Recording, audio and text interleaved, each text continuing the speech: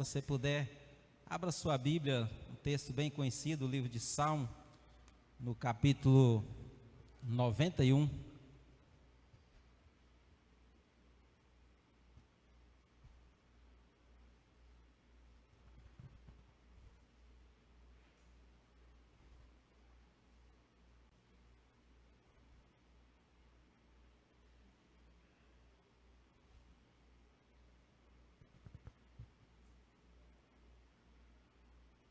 Salmo 91, acho que, se eu não me engano, saiu o versículo 11 ali, mas é apenas o versículo 1.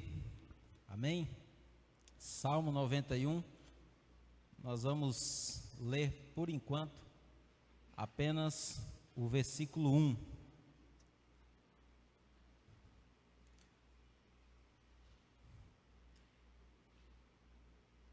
texto diz assim: aquele que habita no esconderijo do Altíssimo, à sombra do Onipotente descansará. Amém? Aquele que habita no esconderijo do Altíssimo, à sombra do Onipotente descansará. Vamos orar mais uma vez? Pai, nós somos gratos, ó Deus, pelo privilégio de estar na sua casa, somos gratos pela vida, pela paz. E nesse momento, ó Deus, quando vamos meditar na tua palavra que é mais penetrante do que a espada de dois gumes, e eu quero me colocar aqui, ó Deus, apenas como um instrumento em tuas mãos, que o Senhor possa me usar nessa noite. Ó Deus, que a tua igreja possa realmente ser abençoada, ó Deus, pela tua palavra, pelo poder do teu Espírito Santo. Tua palavra diz que tu és o pão vivo que vem do céu, tu és a fonte da água da vida, e que ela possa ser derramada, ó Deus, realmente de uma maneira muito especial sobre as nossas vidas nessa noite. Nós estamos aqui te louvando, estamos aqui te exaltando, estamos aqui porque reconhecemos a tua soberania, a tua grandeza, e porque somos dependentes do Senhor. Nós precisamos de ti, Pai. Fala conosco nessa noite, é o que nós te pedimos, em nome de Jesus. Amém? Glória a Deus, aleluia.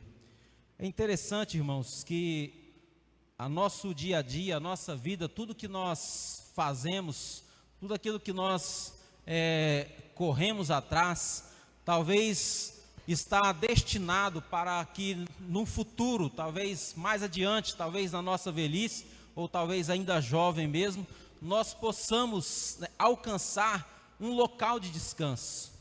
Eu creio que de repente, se você está estudando para ter uma profissão melhor, para você ganhar um pouco mais, ter uma renda maior, com certeza é para que você tenha um carro mais confortável, uma casa mais confortável, e que no futuro, talvez na sua velhice, você tenha recurso para poder ter um local mais aconchegante, um local de descanso.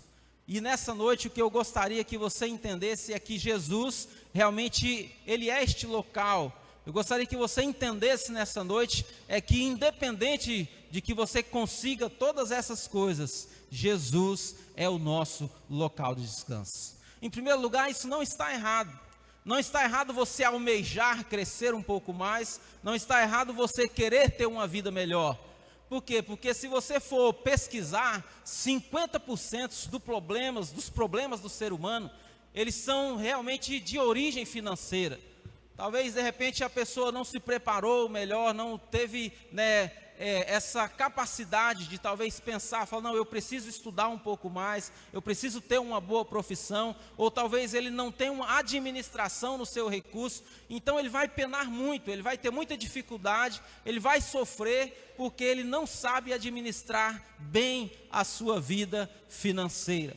Então não é errado você fazer isso, você está estudando, você está de certa forma talvez até economizando para que você tenha um local de descanso. E aqui o texto então ele vai dizendo isso, que aquele que habita no esconderijo do Altíssimo, à sombra do Onipotente, ele vai ter esse descanso.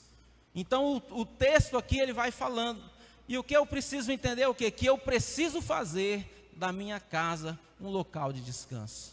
Eu preciso buscar em Deus, eu preciso estar realmente orando a Deus, para que a minha casa seja um local de descanso. O salmista, no Salmo 128, ele fala sobre a paz, ele fala sobre o descanso que tem o homem que teme ao Senhor, Ele fala que o temor do Senhor, em Provérbios 9:10, é o princípio da sabedoria. Então, ou seja, se você quer um local de descanso, você precisa, em primeiro lugar, temer a Deus. Você pode fazer todas essas coisas, você pode administrar bem a sua vida financeira, né? Bem o seu trabalho, bem a sua empresa, mas em primeiro lugar, você precisa temer do Senhor. O temor do Senhor é o princípio da sabedoria, porque senão corre o risco de você conseguir todas essas coisas, de você conseguir talvez ter todo esse privilégio de ser bem sucedido financeiramente, mas de repente fazer como aquele homem, né, da parábola de Jesus fala: louco, essa noite eu pedirei a tua alma, e o que você tem preparado, para quem será? De repente você, então de repente está com a alma aflita, de repente você tem fartura, né, financeira, mas você ainda está num lugar de angústia. E nessa noite você precisa entender que você depende de Jesus, que você precisa de Jesus, você deve correr para Jesus, porque Ele é o nosso local de descanso. Aleluia. A palavra de Deus diz também que a mulher, né, a mulher sábia, ela realmente, aliás, a mulher desse homem, no Salmo 128, ele diz que ela é como uma videira, né? Quando nós pesquisamos um pouco sobre o significado da palavra videira, a palavra videira, ela vem como abundância e paz. A videira, ela é o símbolo de Israel como povo de Deus. Então, a mulher sábia, ela tem o poder de edificar a sua casa. Então, ou seja, o homem, ele não está sozinho nessa jornada, ele não está sozinho nessa caminhada. É por isso que a palavra de Deus fala que nós vamos ter a nossa adjuntora, ou seja, essa parceira que está ao nosso lado, esse símbolo de paz, esse símbolo de abundância. Talvez um tema aqui para uma próxima mensagem, mas, né, o que é uma mulher sábia, né? Quando nós olhamos para Provérbios 31, do versículo 11 ao versículo 28, nós vamos ver muitas características. Se você nessa noite tem dúvidas sobre o que é uma mulher sábia, leia depois atentamente e comece a pegar ali todas as virtudes, as características citadas nesse texto de Provérbios 31, do versículo 11 ao versículo 28. Aqui nessa noite eu só quero que você entenda que a mulher sábia, então, ela tem esse poder. A mulher sábia, ela tem o poder de edificar a sua casa, de fazer que a sua casa seja um local de descanso. Ou seja, então não é só um papel do homem, mas é o papel desse casal, do homem e da mulher, fazer com que a nossa casa, fazer com que o nosso lar seja um local de descanso. Porque aquele que habita no esconderijo do Altíssimo, à sombra do onipotente Deus, ele descansará. Agora, como é a sua casa? Como é a sua casa? É um local de descanso ou é um local de tormento? Você tem prazer de ir para a sua casa? Ou de repente você termine o seu dia de trabalho e talvez você resolve, né, enrolar um pouco mais, porque você não tem prazer de ir para a sua casa. Como é a sua casa? Você precisa realmente pedir a Deus para que Deus ele entre na sua vida, para que Deus ele possa realmente estar, né, abençoando, para que Deus possa estar fazendo então esse trabalho maravilhoso, para que a minha vida, para que a minha casa, para que o meu lar, ele seja um local de descanso. Eu preciso ter o prazer de ir para a minha casa. É muito gostoso você acordar de manhã, você trabalhar. A palavra de Deus diz que digno é o obreiro do seu trabalho. Mas que coisa maravilhosa é quando você sai e fala: nossa, eu quero ir para a minha casa. Não tem lugar mais gostoso de repente de você estar do que na sua casa, né? Você se sente à vontade, né? Com certeza você faz coisas na sua casa que você não faz em outro lugar, porque ali é o seu local de descanso. É o seu local realmente de intimidade, é o seu local realmente de você ter paz e alegria. Eu gostaria que você dissesse bem alto assim comigo nessa noite: eu preciso ter prazer de ir para a minha casa. A minha casa é um local de descanso. Vamos aplaudir ao Senhor Jesus por isso nessa noite? Aleluias, glória a Deus. A minha casa é um local de descanso. A minha casa não é um local de tormento. Talvez quando nós vivíamos no mundo, com certeza, né? Quando nós estávamos lá fora, quando nós estávamos perdidos, sem a presença de Deus, sem a presença de Jesus, de repente a nossa casa era esse local de tormento, onde havia brigas, onde havia intrigas, talvez um xingava o outro, um desaforava o outro, né? E as crianças talvez até ficavam assustadas, as crianças com medo. Por quê? Porque de repente o pai era um alcoólatra, de repente o pai era aquele, né, que não tinha prazer de estar na sua casa. Mas nós hoje, como pessoas cristãos, como os filhos de Deus, a palavra de Deus está falando que aquele que habita no esconderijo do Altíssimo, à sombra do Onipotente, ele descansará. Então o Senhor Jesus, ele vem sobre a nossa vida, para quê? Para nos fazer que a nossa casa seja um local de descanso. Então nós devemos nos esforçar nessa tarefa, tanto o marido como a mulher, para quê? Para que a nossa casa seja um local de descanso. Como é que a mulher gosta de uma casa, irmãos? As irmãs aí, como é que você gosta da sua casa? Como é que você gosta da sua casa? A casa tem que ser o quê? Pelo menos o quê? Limpa e organizada, não é? Agora nós homens, muitas vezes, como é que nós deixamos a casa? Muitas vezes nós homens fazemos o quê? Deixamos a casa só o quê? Suja e bagunçada, né? O homem é terrível, né? Muitas vezes grotesco. Eu não sei se tem uma foto aí. Coloca uma foto para nós. Eu pedi para, segundo as redes sociais, esse é o retrato hoje da sociedade, né? Entre o homem, a visão masculina e feminina. Então, ou seja, nós, né, devemos nos esforçar nesse papel. Conseguiu aí? Sumiu? Eu vou dar um tempinho ali, enquanto ela acha. Então, irmãos, nós temos essa tarefa de nos esforçar para quê? Para que a nossa casa, ela seja o quê? Este local de descanso, né? Esse local realmente de refrigério. O homem, ele deve o quê? Como a Bíblia diz, ele tem esse papel de amar a sua esposa, como Cristo amou a igreja. Então, de estar realmente o quê? Se esforçando, né? Para que a nossa casa seja um local de descanso. Lá no Efésios 5, versículo 28, também fala que o homem deve amar a esposa como ao próprio corpo. Aí, de repente, né, como diz essa foto, né, ali está lá o plano da esposa, a casa linda, né, realmente toda organizadinha, e aqui está o plano do marido, né, ali só os tijolos lá, um telhadinho, uma cerca de arame farpado. O interessante é que tem um carro lá dentro, né, eu olho na outra foto, a outra foto é linda e nem aparece o carro. Então, ou seja, né, de repente, se nós formos olhar enquanto nós olhamos para esse texto em que nós devemos amar a esposa como Cristo amou a igreja, ou seja, porque Cristo, ele entregou a sua vida. Agora, quando, né, eu até costumo brincar aqui, quando fala como nós devemos amar a esposa, como nós amamos ao nosso próprio corpo, aí, né, de repente, deve dar ruim para as irmãs, né, que de repente, né, nós não estamos cuidando tão bem do nosso corpo, assim como ele deveria ser cuidado. Então, ou seja, nós temos que nos esforçar, para quê? Para que nós tenhamos, né, realmente na nossa casa, no nosso lar, este local de descanso. Nessa vida de tantos desafios, deveres e muita correria, eu preciso entender que eu preciso de um lugar de descanso. No Evangelho de Lucas, no capítulo 10, do versículo 38 ao versículo 42, nós vamos ver a história de duas mulheres, a história de Marta e de Maria. E é interessante que Marta, ela sempre está preocupada, né, com as tarefas de casa. Então, ou seja, talvez por ela ser a irmã mais velha, ela estava sempre ansiosa para não deixar faltar nada para o mestre. Então, de repente, nós também nos pegamos como Marta.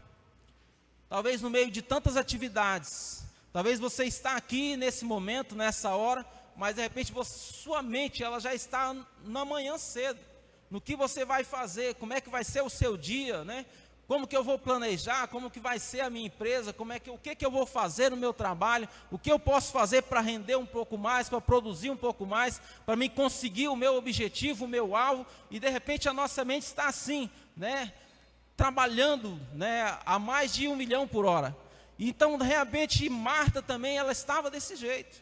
Marta, ela estava ansiosa, o texto diz que ela era sempre ansiosa, sempre preocupada, trabalhando na correria, por quê? Porque ela tinha a responsabilidade. Quando você lê esse texto, você vai ver que Marta, ela teve o privilégio de hospedar Jesus em sua casa. Se você observar bem, se você ler esse texto no versículo 28, você vai ver que Marta é quem tem Jesus como hóspede na sua casa. Jesus vem como hóspede ali, é ela que tem a responsabilidade realmente de estar cuidando, né? E é interessante que quando você chama uma pessoa como hóspede para a sua casa, ou seja, como ela convidou Jesus, e Jesus ele não andava sozinho. Jesus sempre tinha uma certa quantidade de pessoas em sua volta, né? Imagine só, uma coisa é você chamar uma pessoa, mas quando você convida, imagine Jesus de repente vindo com 5, 10, 50 pessoas e tudo na costa de quem? Então essa mulher estava que nem uma louca mesmo, né? Na correria, talvez os tachos deviam ser umas panelas do tamanho do mundo, aquela correria para lavar, para cozinhar, para poder não deixar faltar nada para o mestre. E não é diferente de nós. Hoje nós vivemos numa correria muito grande, né? A nossa mente ela está ali trabalhando, nós estamos ali ansiosos, pensando, e agora, o que nós vamos fazer, o que vai ser realmente de mim, o que vai ser de nós, né? Eu preciso realmente de estar fazendo o meu melhor, para que eu possa estar conseguindo este objetivo, para que eu possa estar conseguindo realmente agradar o meu mestre. Então Marta, ela também não estava no caminho errado, ela não estava com o seu caminho certo, que nós devemos trabalhar. Uma vez eu estava fazendo uma pesquisa a respeito de louvor, e é interessante que a palavra louvor, ela está muito relacionada ao trabalho. Muitas vezes nós achamos que louvar é só cantar aqui na frente. Não, mas os levitas, quando você vai estudar sobre os levitas, os adoradores, eles não só cantavam, eles faziam todos os trabalhos da igreja. Era eles que limpavam, eles que pintavam, eles que ornamentavam. Ou seja, então quando nós olhamos um pouco sobre essa questão de servir a Deus, né, Marta não estava errada, ela estava atarefada, mas o nosso trabalho, é por isso que a palavra diz, sede firmes e constantes, sempre abundantes na obra do Senhor, sabendo que o nosso trabalho ele não é vão do Senhor. Então, ou seja, o louvor ele não é só cantar, mas ele abrange tudo, né? É você estar na obra, é você estar, né, discipulando, é você estar orando, é você estar organizando, é você estar contribuindo, ou seja, tudo faz parte realmente para quê? Para que esse conjunto, ele possa ser feito. Mas só que o que eu imagino que faltou para Marta aqui? Faltou que de repente ela se preocupou tanto com isso, ela deixou tanto tomar isso no seu coração, que ela não teve um tempo de intimidade com o Senhor. É interessante que quando ela vai repreender Jesus, quando ela chega diante de Jesus e fala, mas mestre, o Senhor não vai fazer com que a minha irmã me ajude? Olha só quantas pessoas para me servir, olha só quanto trabalho, quanta atividade.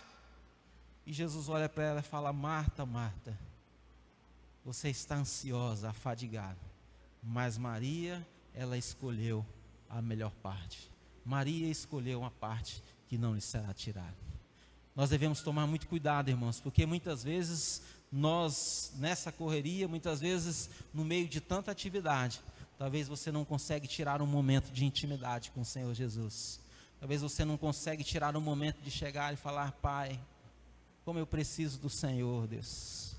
Como eu preciso da Tua mão, como eu preciso da Tua proteção. O salmista no Salmo 127, no versículo 1, ele diz bem assim, se o Senhor não edificar a casa, em vão trabalha todos aqueles que edificam. Talvez se você viver numa correria constante, correr, trabalhar, se matar de trabalhar, mas se você não conseguir tirar 10 minutos para você pedir a direção de Deus, você vai continuar ainda na direção errada. Consiga trabalhar talvez um pouco menos, tire 10 minutos de intimidade com Deus.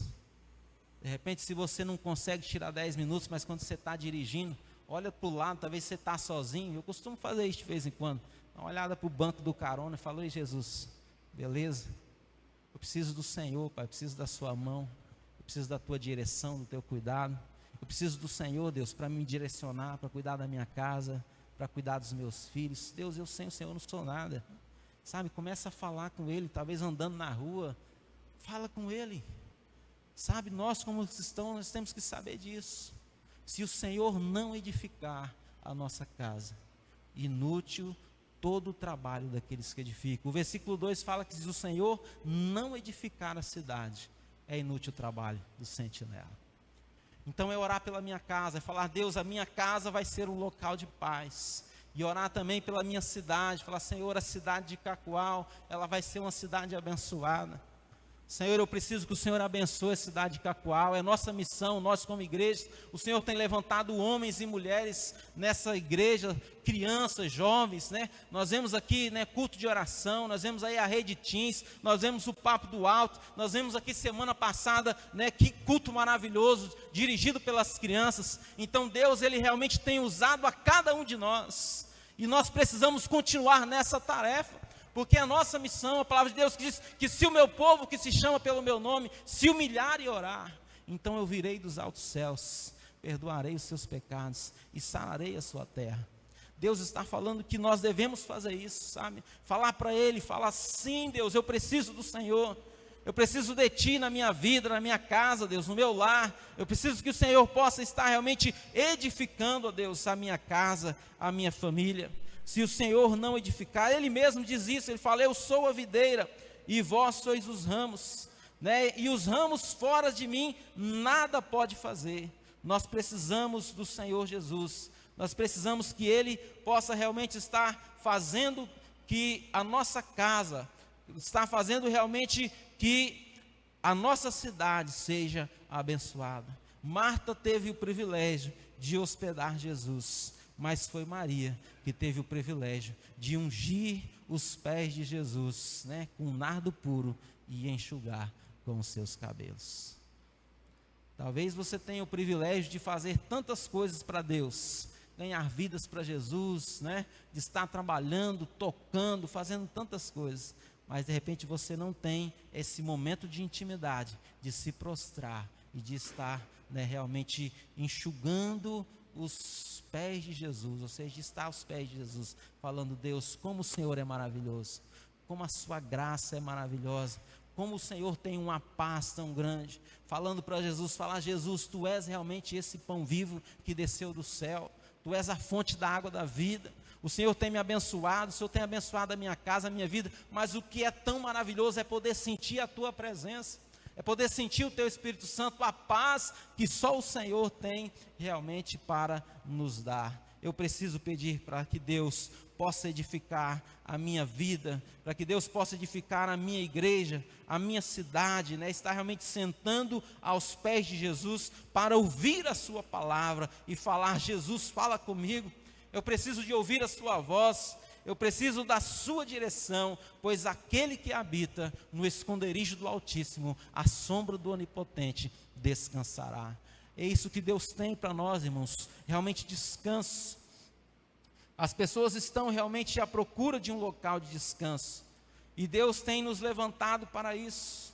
Nós precisamos agora então estar fazendo o quê? Com que a nossa igreja também seja um local de descanso. Vamos falar mais uma vez para nós dar uma despertada? Fala bem assim: a minha igreja é um local de descanso. Aplauda o Senhor Jesus por isso, aleluia. Glória a Deus. A nossa igreja é um local de descanso, irmãos. Você já percebeu que muitas vezes a gente, né, tem dificuldade, né, muitas vezes o inimigo ele quer nos segurar na nossa casa, ele não quer que você venha, porque quando você vir, você vai ser edificado, você vai ser renovado. A igreja ela é um local de restauração, é um local de descanso, né? É um local onde nós realmente podemos sentir a presença de Deus de uma maneira diferente, de uma maneira sobrenatural. Você pode buscar a Deus em sua casa? Sim, pode, com certeza. Mas como é bom você estar aqui, né, nos cultos, fazendo esse sacrifício vivo e santo. Amanhã pela manhã, né, 5 horas da manhã, se você puder, esteja aqui, irmãos. Que maravilha, né? É um desafio. né? Que bênção é você estar aqui 5 horas da manhã, poder estar junto com os irmãos, né? Nessa jornada, falando, Deus vem abençoar, Deus vem abençoar a nossa igreja, vem abençoar o nosso pastor, né? Orando pelo nosso pastor Arlindo, né? Pela sua esposa, as autoridades, orando pela nossa cidade, pela nossa família, colocando tudo realmente na direção de Deus e pedindo para que a nossa igreja, ela seja um local de descanso. É papel meu, é papel seu, irmão, é nós, somos todos nós como igreja que temos que fazer isso. Um visitante, quando chegar aqui, ele tem que sentir a presença de Deus. O Espírito Santo está nesse lugar, é promessa dele. Ele fala, eis que eu estou convosco todos os dias, até a consumação do século. Jesus está aqui, irmãos. Então este é um local de descanso. Sabe, nós devemos realmente estar clamando, porque deixar que o Espírito Santo agir. Fala, orar, interceda, fala, Espírito Santo de Deus, seja nesse lugar. Esteja abençoando essa igreja, esteja abençoando a minha vida, abençoe, né, os nossos convidados, Deus. Que os nossos convidados possam sentir a Tua presença. Eu não posso dar nada para o meu convidado, Deus, mas o Senhor é o pão vivo que desceu do céu. Tu és a fonte da água da vida. Visita, Deus, nessa noite. Fala na vida dele, Pai. Sara ele, Deus. Ministra no coração. Deixa o Teu Espírito Santo realmente estar pairando aqui neste lugar. Deixa o Teu rio, ó Deus, estar realmente, ó Deus, enchendo as nossas vidas, sarando as nossas feridas, curando as nossas dores. Ó, quão bom e quão suave é que os irmãos vivam em união. A nossa igreja precisa ser um lugar de descanso, irmãos. Com certeza nós pensamos diferente. Quando nós olhamos nas cartas de Paulo, nós podemos ver que a igreja, o corpo de Cristo, ela é feita de diversos membros, né? A minha mente não é igual à sua, há uma diversidade de dons, há uma diversidade de ideias, mas eu preciso, né, estar fazendo parte desse corpo, eu preciso estar me encaixando, eu preciso estar me moldando. O inimigo quer que eu fique lá fora, porque eu acho que eu sou diferente, porque eu não encaixo, porque para mim não tem jeito, não, mas você precisa realmente se moldar. A palavra de Deus fala que aquele que não negar, né, pai, mãe, filho, mas é interessante quando ele fala aquele que não renunciar à sua própria vida.